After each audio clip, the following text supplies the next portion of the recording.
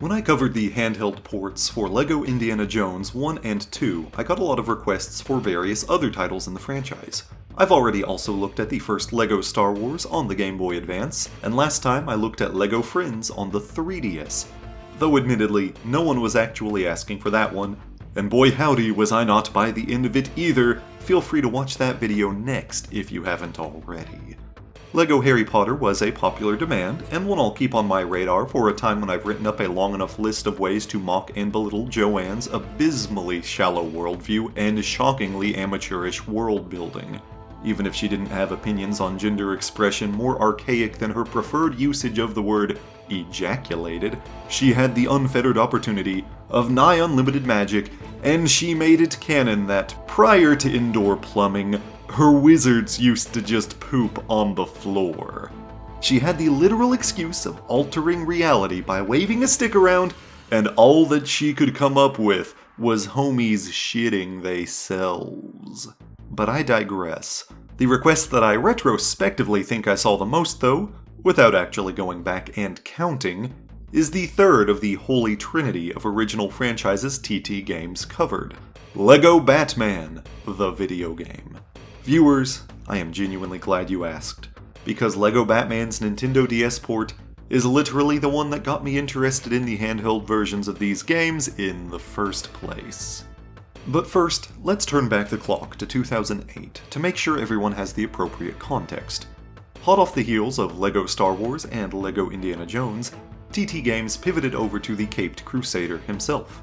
Unlike the prior games, which were each beholden to individual sources, LEGO Batman, the video game, had a bit more freedom.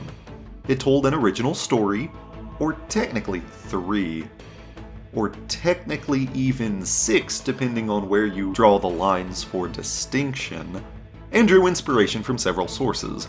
There was a hefty dose of Tim Burton's films, Batman the Animated Series, and the comics, especially of the mid-2000s. A perhaps less hefty dose of the Schumacher films, and technically nothing I can specifically pinpoint from Batman Begins, the only Chris Nolan film they would have had access to during development, which I find interesting. It was deceptively atmospheric and moody in a very unique way for the franchise, even compared against its own direct sequels, despite being obviously safe for kids. Mostly. Half of the game centered around Batman and Robin foiling 3 specific villain team-ups, and the other half were the relevant villain levels, typically short-term prequels fusing the situations you defused as B and R.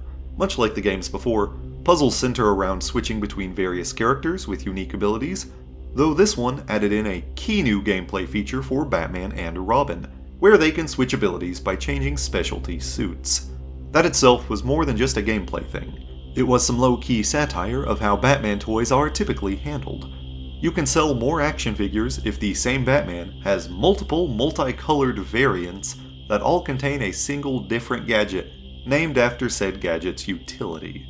The LEGO Batman sets of the day did not themselves actually do this, only including normal Batsuits.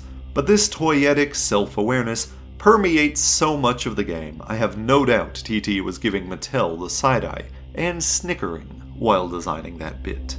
In hindsight, and with the dust long settled, I'll even go so far as to say that this game may possibly even be the best of those original LEGO games.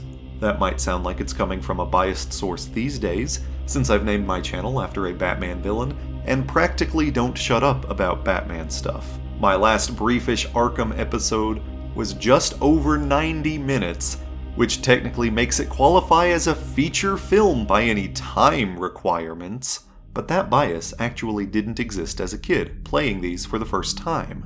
Sure, I liked Batman then too, but back then Batman was the franchise of 3 I had the least context for. At that point, I could count the non-Bionicle comics I owned on one hand, and my first exposure to lesser-known villains like Mad Hatter and Killer Moth was this game. I genuinely suspect there is a pipeline beginning with this game, through Arkham Asylum, into die-hard comics reading amongst people my age. I also suspect some of the people who went down this pipeline also realized that they were a woman some step along the way, but that's neither here nor there. Hell, one of the most small but fierce, passionate fan bases for a single, more obscure villain online belongs to Killer Moth, including me. And everyone already knows LEGO Batman Killer Moth is peak Killer Moth. I'm getting off track. The design of all things here, gameplay, level, art, etc., was firing on all cylinders for this one, and it came at a time where TT had really gotten experienced at what they were doing with these, so it also benefited from a perfected formula in a way the earlier two franchises couldn't have. So, in all the heyday of playing the shiny new console port, young Charlie eventually stumbled onto some wiki page or another for the game listing off the roster, and lo and behold, there were too many characters on there. And not just secret characters included in the customizer, there were a bunch of them, and they were exclusive to the Nintendo DS. We'll be getting into those in great detail later on, but that was the hook I needed to catch my interest. As I've said before, it's the differences that make these handheld ports worthwhile as their own little things, and you can't get much more blatantly different than a multitude of exclusive playable characters. Just to start, the same hiccups caused between playing natively and emulating, which plagued LEGO Indie on the device as well, will carry over here. It shouldn't be a surprise, as they were sequential releases, but I do think this game used the vertical dual screens just a little bit better. Gameplay-wise it was much the same, but aesthetically it excelled. The menu screen pans up the Gothic tower Batman perches on very nicely, using that vertical space to excellent effect. And the vehicle levels, we'll discuss later, also function just a little more immersively and thoughtfully across both screens, despite not being all that different. I think it's generally just a good idea to have physical copies of your games as much as possible these days, somewhat because Nintendo is looking for every excuse to kick down your door and introduce your kneecaps to their new suitor, blunt force trauma. But even without corporate overreach against game preservation, this is one I recommend everyone has for their DS collection because it just plays so nicely on the real thing. This was literally one of the first games I picked up when I finally owned my own DS Lite, alongside Assassin's Creed, Altair's Chronicles, because self-harm takes many forms. And it is really just S-tier portable LEGO gaming. The visual design is going to have some initial noteworthy differences to make it function on the limited hardware. Continuing the caper of head sizes being inconsistent, LEGO Batman does improve on LEGO Indiana Jones by being slightly internally inconsistent. Some heads still appear large, some small, and some in between, but this just makes characters look a little more stylized and distinct. Intentional or not. Most likely that latter one. That variance fits a comic book universe well. Less realistic artists already make weird faces happen. Look at that ugly bastard. Dear God, he looks like a thumb. Making this all feel far more appropriate for the game. The hubs between levels are probably the other most visually alternate portions you'll pick up on right from the start.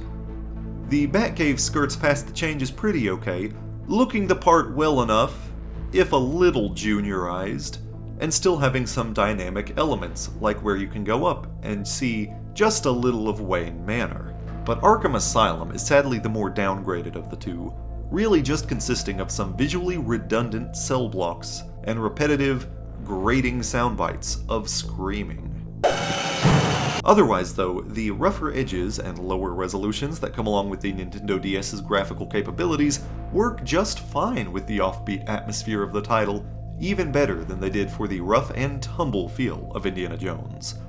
At one point, entering the art museum, there's a shot of Joker and Scarecrow just watching you for a few moments, which is effectively a little creepier because they're the lower poly version than the console version. The gameplay itself is where most of the weirdness lies. If you know the original game and what various characters can do there, you are going to be surprised repeatedly as most characters' tools and abilities do the Cupid shuffle all over the roster. We'll obviously start with Batman and Robin. In the main game, sans suits, they both have grappling hooks and batarangs to start. Here, Batman has both by default, and was also given a double jump. Just cuz. Robin has completely lost his grappling hook, and despite being more classically acrobatic, he was not given a double jump. This is doubly weird. because they've added in acrobatic parkour locations which wouldn't be in the console games until LEGO Batman 2, and he can use those. The short people tunnels from Star Wars and Indy actually pop up in this version, and despite not being any shorter than Batman, as Robin's legs do go all the way up, he can, in fact, use them too. Tight ropes are also simplified. The main game had some characters able to balance atop, with everyone else dangling under for minor specialty reasons, but here, these are locked to characters that don't go down.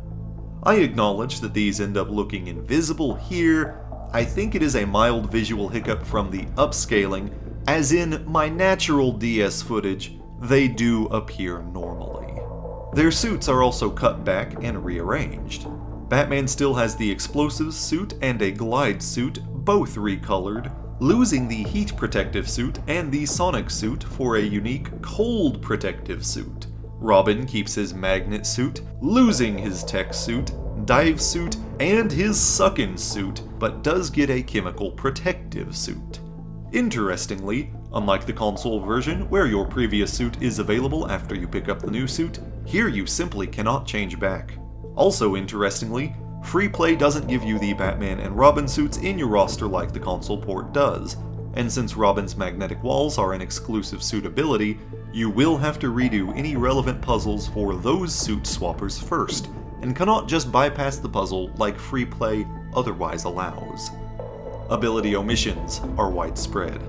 The aforementioned glass breaking, fire protection, tech control, underwater diving, sucking up all the good stuff until you have the whole load, and the not-forementioned electric generators, kamikaze penguin drones, mind control, and the similar guard persuasion are all out the window. Batarangs are much more functionally simple. LEGO Batman was the first of the LEGO games where you could hold the button to pull up an aiming reticle, although weirdly only for batarangs and not guns. But here, they are a much simpler mid-range move with slight auto-aim that disarms guns, not dissimilar from Indy's whip in the prior game. They can also hit batarang-specific targets. Not gun targets, mind you. There are special targets only guns can hit. Guns cannot hit batarang targets either, so whatever you do, don't repeatedly make the mistake of mixing the two similar looking things up in the heat of the moment and then edit that footage into a video which you will upload before thousands of subscribers, lest you will just look like a dummy.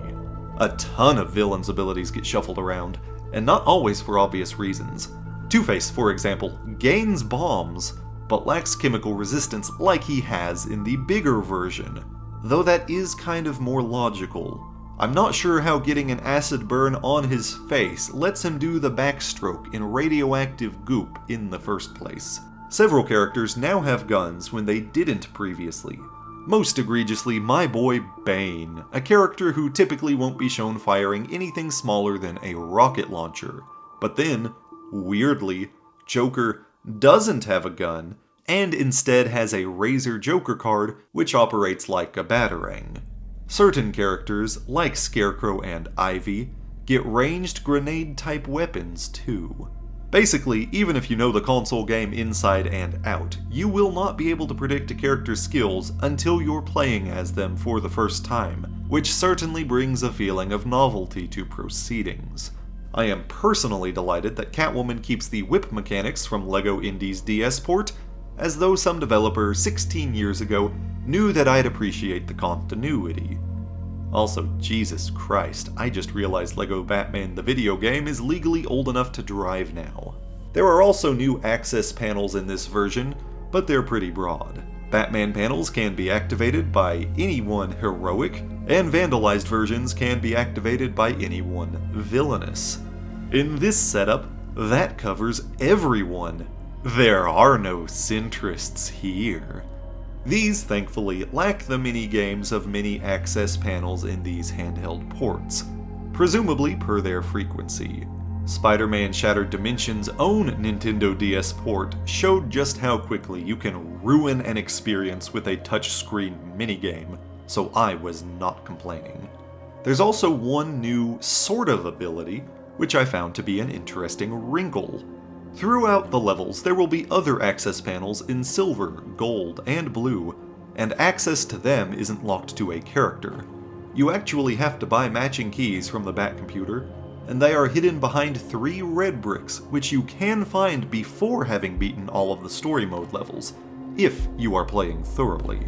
It adds a fun sense of unpredictability. I just found a red brick. Will this be the next key?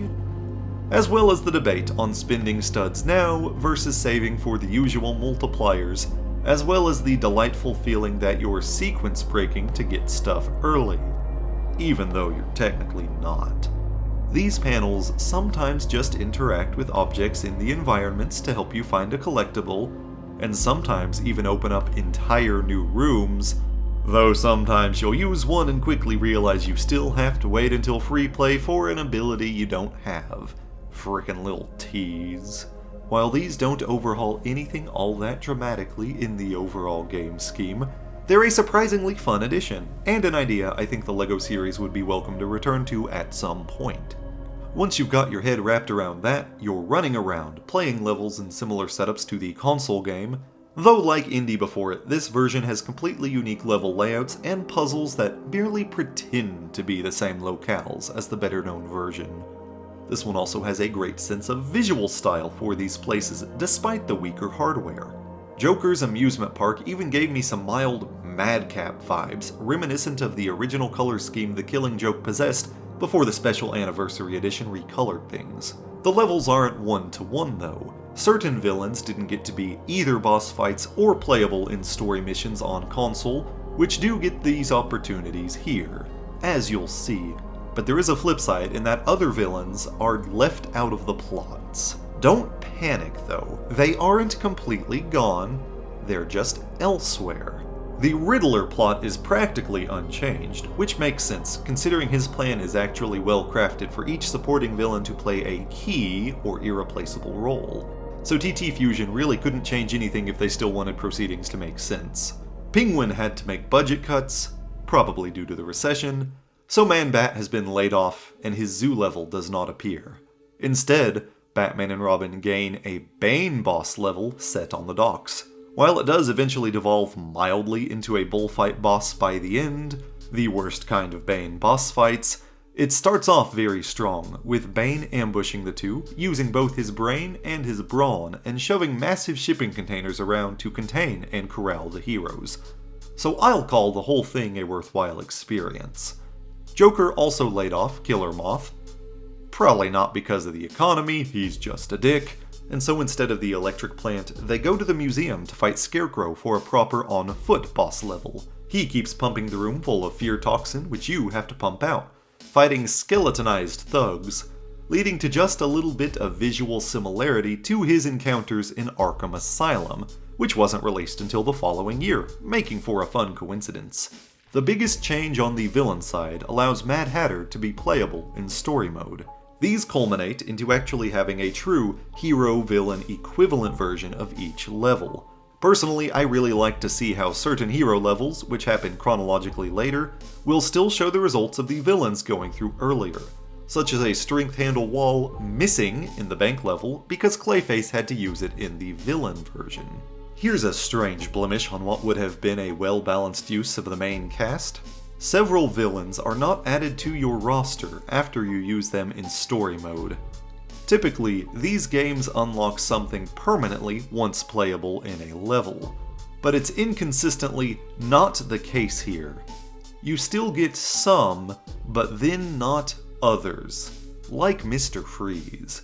Vehicle levels correspond to each other, the console port, and the previous game in an interesting way, and on the whole are a marked improvement from Indy 1, just from some minor tweaks to various objectives and more striking visuals.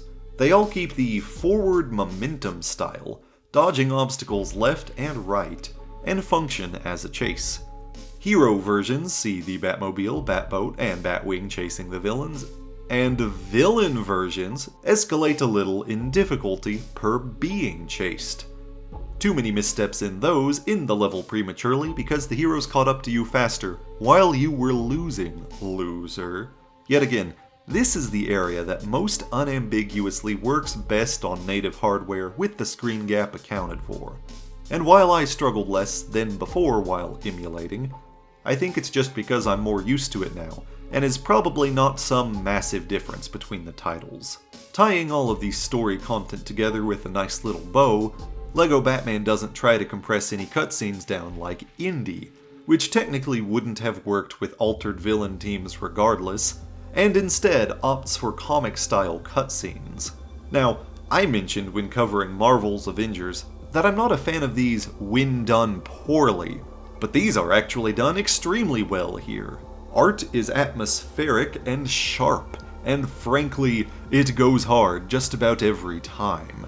As an experiment, I even posted a few frames to hard images on Reddit just to see what happened. I got 29 upvotes and nobody called me names, which considering Reddit is an unambiguous win. These also end up including some alterations, like Riddler getting violently smelted and pressed into the gold, or Catwoman's cat wearing a Catwoman mask, implicitly so you can't discover their secret identity. The level content actually doesn't even end here.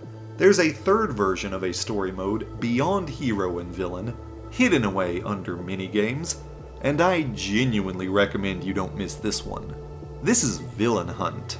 If you've played LEGO Star Wars The Complete Saga, these are similar to the bounty hunter missions there. You have a team with various abilities and have to locate each villain hidden away in one of the story levels within a time limit, roughly 4 to 7 minutes each. I will go a step further and say that I think these are actually even an improvement to the formula over the bounty hunty missions. Those times might sound generous, but they're actually very deliberately designed. You might be able to get the villain on your first go, but you will have to remember what details to ignore to progress into the level, and make a lucky guess near the end on what to spend your time on, as none are found truly just at the end of any levels. I had some successes on the first go, but typically required a couple of attempts, and got some in right under the wire. I don't always like speedrunning, but I love these. Your team consists of Batman and Robin, joined by exclusive heroes Huntress and Azrael, as well as a SWAT specialist Alfred, Commissioner Gordon, and also port-exclusive Detective Harvey Bullock. These actually end up covering all of the abilities quite well. Robin will still have to switch to the magnet suit, Alfred gains a gliding umbrella, Azrael has a double jump, super strength, and immunity to both toxins and the cold, and the SWAT specialist can place bombs and grapple. Weirdly, he also has a bazooka, but it still cannot destroy explosive bricks, and while it is the only one-hit kill in the game, it still has the worst auto-aim and will not be efficient to use. For combat purposes, I'd recommend using Gordon for fastest results, as he has a freaking pump-action shotgun which takes down enemies in fewer hits than normal guns or melee, and stuns enemies on first hit. This is a fun team, but several characters are irrelevant or redundant. Most egregiously, Batman, the titular character, as everything he can do even with suits is already available from the others. There's also an odd oversight in a couple of places. Sometimes these use the villain version of levels, which means you'll get jumped by the cops. And while the GCPD is commonly shown being morally bankrupt and on villain payroll, it's not done for villains where that would make sense. We all know Man-Bat got laid off.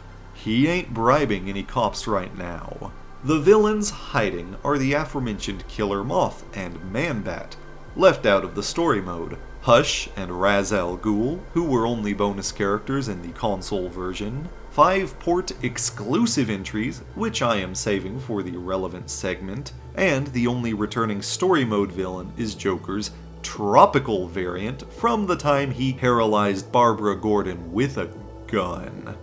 That's also precedented from the full game, not unique here, but it's still funny in a rated E10 game.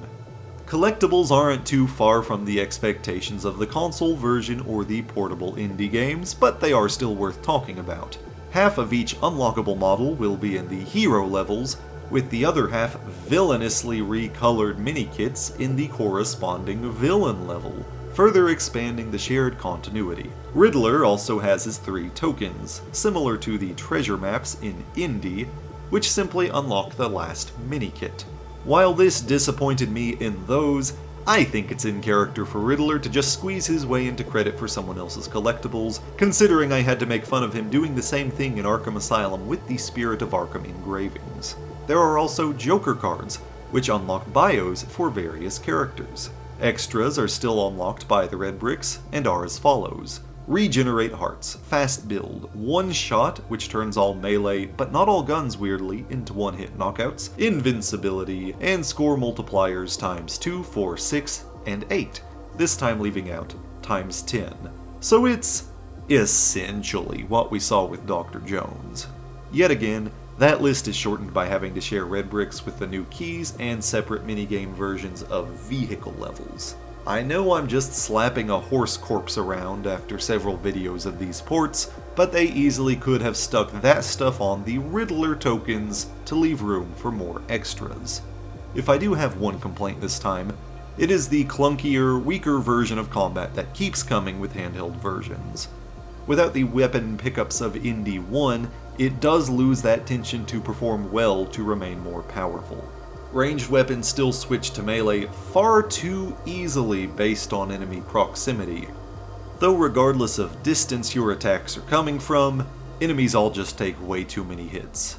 If they only took 1 or 2 hits, it would really make the system feel a lot less cumbersome. There is technically a system where stunning enemies first brings them down faster, but that's very inconsistent to pull off. Elite enemies wearing environmental tanks with more powerful weapons only exacerbate this, and in the villain levels, the SWAT teams come after you with rocket launchers and much better aim than when you're playing as them. Sure, I could see American cops escalate that hard if Batman villains existed in the real world. They're barely restrained enough to not do that to peaceful protesters, and frankly would probably resort to napalm if even a low-lister like Tin-Eyed Man existed. But it's still not the most fun. The main game also had certain characters with enough martial artistry or raw strength able to grapple and throw enemies around, but that feature is entirely missing here. If I have 2 complaints, it's that this version of the game requires a bit more grinding than Portable Indie, making these score multipliers more expensive from the outset, and delaying when in the game you start having the expanded roster if you play it economically. Look, I'll fess up. I used cheat codes to speed up progress after story mode this time so I could more efficiently get the footage I need to make this video. Lord knows I'm slow enough uploading on here. But I've played this port naturally before, and the difference between this and Indy 1 is tangible. Score multipliers start out costing double their equivalent here, with times 2 going from 500,000 to 1,000,000 studs, and times 4 going from 1 to 2 mil. And it actually gets worse from there. Times 6 goes from 1.5 million to 4 million, which is more than double. And while the highest only doubles again at 3 to 6 million, remember, this is only times 8 instead of times 10 this time, giving less bang for your buck. Or a thud for your stud, I suppose. It really only drags on the worst for the first few, thanks to the nature of multiplication, of course, but it's strange they got the balance so wrong here when it typically plays out so perfectly in these games. I've saved the best for last. This cast is wildly varied from the main game roster, really giving the best justification for playing this version of the game too. There's so much new here, and I don't just mean, well, there's some unique goons, though there are those. If you're just here for some special goon action, you'll have your fun, I assure you. A few returning characters get unique depictions here. Raz gets his suit now instead of his topless dueling look, and a sword instead of his Screama sticks. It's an inexplicably medieval castle sword, which feels like the least accurate option, and his grip on the tip of the hilt is peculiar, but it's cool to see the distinction regardless. Batgirl's cowl has striking yellow lenses now. Nightwing appears to have lost one of his Eskrima sticks, as he just swings a single one around like a Neanderthal with a club. Killer Moth, look, doesn't really appear to be at his peak here. I will give some points for dual molded legs years before LEGO produced them for real, but look what they did to my beautiful boy. Several recurring characters get playable versions of their alter egos with the same abilities. Tim Drake, Dick Grayson, and Barbara Gordon, the same core Bat family from before, all get civilian versions here too, though they sadly switched to normal costume suit variants and cannot switch back to Civvy mode once in them. Scarecrow, Harley Quinn, and Catwoman too get their civilian looks. Editor Charlie, there's actually so many of these I missed one. Poison Ivy also gets her civilian look as Pamela Isley. Two-Face gets his pre-scarring Harvey Dent look, which admittedly juxtaposes against his abilities of dual guns and explosives. Perhaps this is one of those cases where he gets plastic surgery and solely the evil persona wins out. Some characters also get new costumed secondary looks. Batman gets a classic blue and gray, visually similar to the Silver Age with the specific bat sigil used. And as soon as you grab a suit, it's also gone for the rest of the level. Genuine disappointment. Poison Ivy gets an alternate, less human-colored version calling to mind the new Batman adventures. Killer Moth gets his alternate, monstrous Teen Titans look. There's actually so many extra characters, I missed two. Riddler also gets his classic suit variation, although in this case he has some nice red splashes on there. Very classy. Don't know how I forgot that one. I know you guys are terribly surprised. As also mentioned, brand new characters abound. Azrael here is the Jean-Paul Valley version, and has several abilities as listed earlier thanks to being superpowered while in his Azrael persona. Huntress has her ranged crossbow attacks, as well as some bonuses like agility.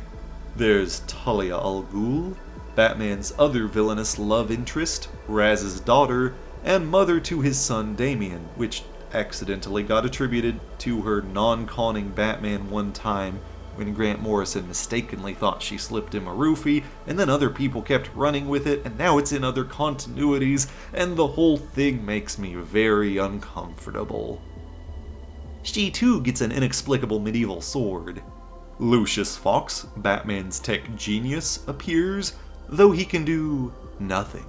This is a real missed opportunity, since he invented Batman and Robin's suits. I feel like he should be able to use any type of suit, just slap the extra bits on his normal outfit.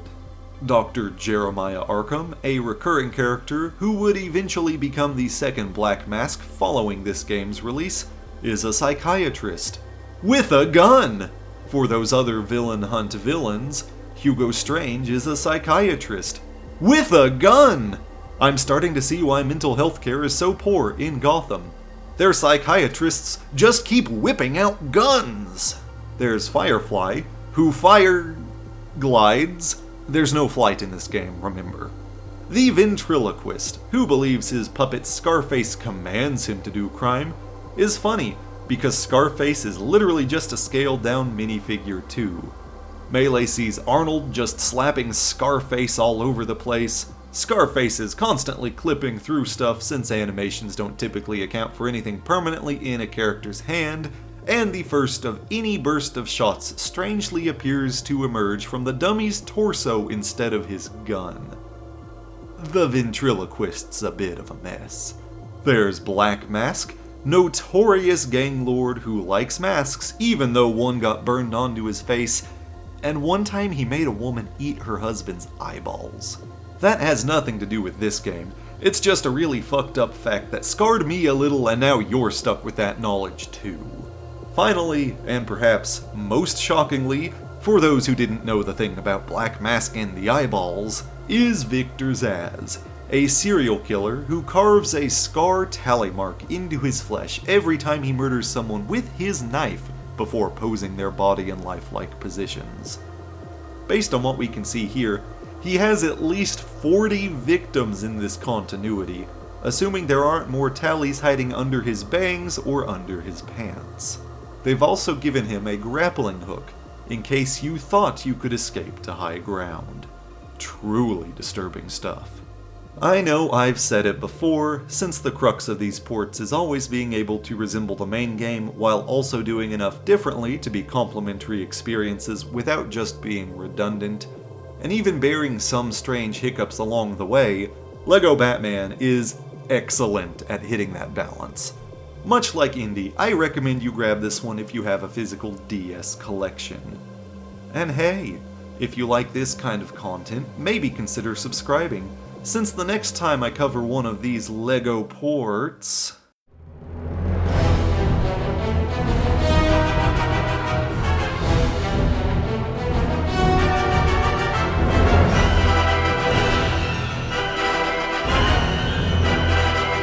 Thanks as always to my Patreon supporters, including new supporter, Sword Dog.